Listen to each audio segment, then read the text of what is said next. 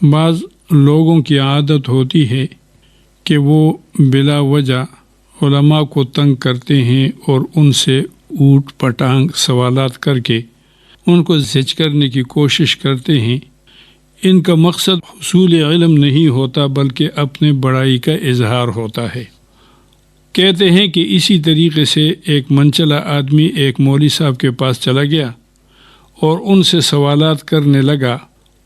اس کا پہلا سوال یہ تھا کہ بتائیے کہ خدا تعالیٰ موجود ہے۔ مولوی صاحب نے جواب دیا کہ بالکل، وہ تو ہر جگہ موجود ہے۔ کہنے لگا پھر نظر کیوں نہیں آتا؟ اگر وہ موجود ہے تو دکھائیے۔ مولوی صاحب نے سمجھایا کہ وہ ذات عالی نظر نہیں آتا بلکہ اپنی قدرتوں سے وہ ذات پہچانی جاتی ہے۔ اس نے مولوی صاحب کی ایک نہ سنی اور برابر یہی کہتا رہا کہ اگر موجود ہے تو دکھائیے۔ پھر اس نے دوسرا سوال کیا کہ مولوی صاحب شیطان کس چیز سے بنایا گیا ہے؟ مولوی صاحب نے جواب دیا کہ آگ سے۔ پھر کہنے لگا کہ قیامت کے دن شیطان کو بھی دوزخ میں ڈالا جائے گا اور اسے بھی عذاب ہوگا۔ مولوی صاحب نے فرمایا کہ بالکل، شیطان بھی دوزخ میں جائے گا، اسے بھی عذاب دیا جائے گا۔ اب وہ مسکرایا اور کہنے لگا کہ شیطان بھی آگ کا بنا ہوا ہے اور جہنم میں بھی سراسر آگ ہی آگ ہے۔ بھلا آگ کو اگر آگ میں ڈالا جائے تو عذاب کیسا؟ مولوی صاحب نے سمجھایا کہ اللہ تعالیٰ کو قدرت ہے کہ وہ اسے جہنم کے آگ سے عذاب دے۔ وہ تو ہر چیز پر قادر ہے، جو چاہے کر سکتا ہے۔ مگر اس شخص کا برابر یہی اصرار تھا کہ آگ کو آگ میں ڈالنے سے عذاب کیسا؟ پھر اس نے تیسرا سوال کیا تقدیر کے متعلق کہ اللہ تعالیٰ نے ہر ہونے والے کام کو پہلے سے لکھ دیا ہے۔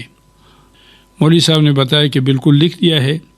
وہ کہنے لگا کہ جب اللہ تعالیٰ نے سب کچھ پہلے سے لکھ دیا ہے اور طے کر دیا ہے تو پھر ہمیں کیوں سزا دیتا ہے؟ پھر ہمارے اوپر کیا گلا؟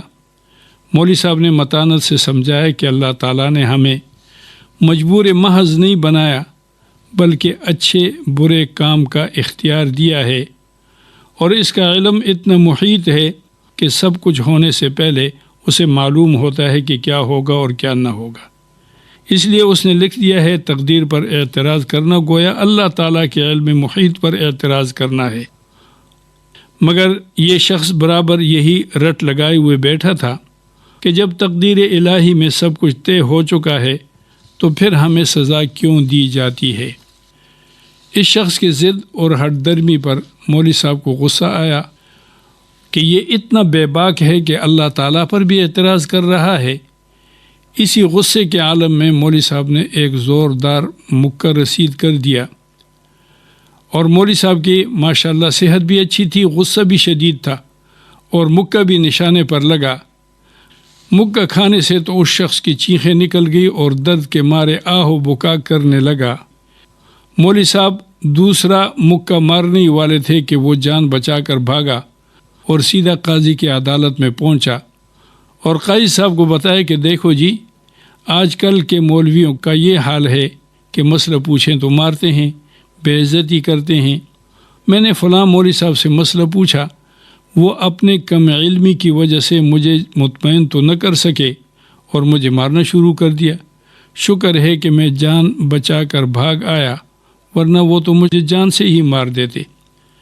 قاضی صاحب بڑے حیران ہوئے اور مولوی صاحب کو بلوایا اور ان سے اس بارے میں سوال کیا۔ مولوی صاحب نے فرمایا کہ میں نے تو اس شخص کو اس کے سوالوں کا جواب دیا ہے۔ قاضی صاحب مزید حیران ہوئے کہ جواب دینے کا کیا یہ عجیب انداز ہے۔ مولوی صاحب بولے ایسے کو تیسا، اور وضاحت فرماتے ہوئے کہا کہ اس نے پہلا سوال یہ کیا تھا کہ اگر اللہ تعالیٰ موجود ہے تو دکھاؤ۔ اب یہ شخص درد سے کرا رہا ہے، آنسو بہا رہا ہے اور بار بار کہہ رہا ہے کہ مجھے سخت درد ہے، یہ مجھے درد دکھا دے، میں اسے خدا تعالیٰ دکھا دوں گا۔ وہ شخص کہنے لگا کہ مولوی صاحب درد دکھائے نہیں جا سکتا، آثار اور علامات سے پتہ چلتا ہے، دیکھیے جگہ سرخ ہو گئی ہے اور میں رو رہا ہوں وغیرہ وغیرہ۔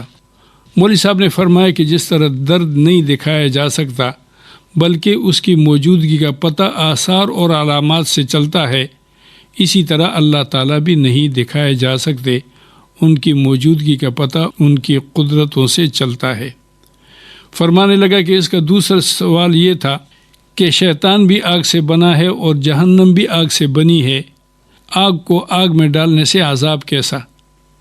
دیکھیے، یہ بھی چمڑے سے بنا ہوا ہے اور میرے مکہ بھی چمڑے سے بنا ہوا ہے، پھر چمڑے کو چمڑے لگانے سے تکلیف کیسی؟ فرمانے لگے کہ اس کا تیسرا سوال یہ تھا کہ جب سب کچھ تقدیر میں لکھا جا چکا ہے تو پھر ہمیں سزا کیوں؟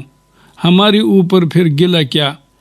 اس کا جواب یہ ہے کہ تقدیر میں لکھا جا چکا تھا کہ مولوی صاحب اس شخص کو مکہ ماریں گی، پھر یہ آپ کے پاس شکایت لگانے کیوں آیا ہے؟ جب تقدیر میں لکھا ہے تو اس پر میرا کیا قصور ہے؟ قاضی صاحب مولوی صاحب کی یہ باتیں سن کر مسکرا دیے اور وہ شخص حیران اور پریشان رہ گیا۔ وما علینا الا البلاغ۔